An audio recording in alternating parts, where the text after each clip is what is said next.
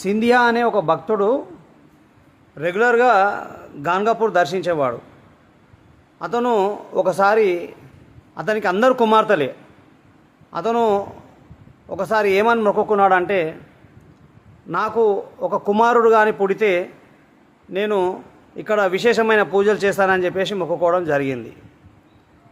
ఆ తర్వాత అతనికి కుమారుడు పుట్టిన తర్వాత అతడు ఆ మొక్కును మర్చిపోవడం జరిగింది. అతను ఒకసారి షిరిడి దర్శించినప్పుడు బాబాగారు అతని మీద ఉగ్రులై, అంటే కోపమై అతనితో, మూర్ఖుడా, నా శరీరాన్ని చీల్చి నీకు ఒక కుమారుణ్ణి ప్రసాదించాను, లేకపోతే నీ రాతలోనే లేదది, నువ్వు కుమారుడు పుట్టగానే అన్నీ మర్చిపోయావా అని అన్నాడు. అతనికి ఏమీ అర్థం కాలేదు కొద్దిసేపు. తర్వాత ఇంటికి వచ్చిన తర్వాత ఆలోచించిండు, అసలు ఏంది అసలు అని.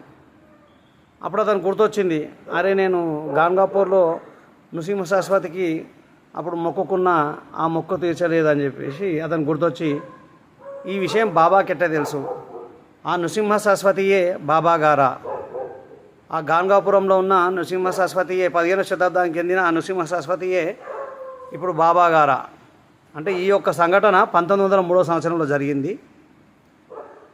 అంటే ఈ విధంగా భక్తులకు ప్రతి ఒక్కరికి ఒక్కొక్క విధంగా బాబా గారు ఆయన లీలల ద్వారా ఎన్నో రూపాలలో, ఇప్పుడు మనం విష్ణు సహస్రనామం చదువుతాం, విష్ణు సహస్రనామంలో అనేక రూపాయ విష్ణవే ప్రభ విష్ణవే అంటాం. అంటే ఎన్నో రూపాలు ఉంటాయి దేవునికి, ఆ విష్ణుమూర్తి రూపాలు ఎన్నో రూపాలు ఉంటాయి. అట్లా ఈ రూపంలో కూడా బాబా గారు అతనికి ఆ నృసింహ సరస్వతి యొక్క దర్శనం ఇవ్వడం జరిగింది. సాయి బాబా కీ జై.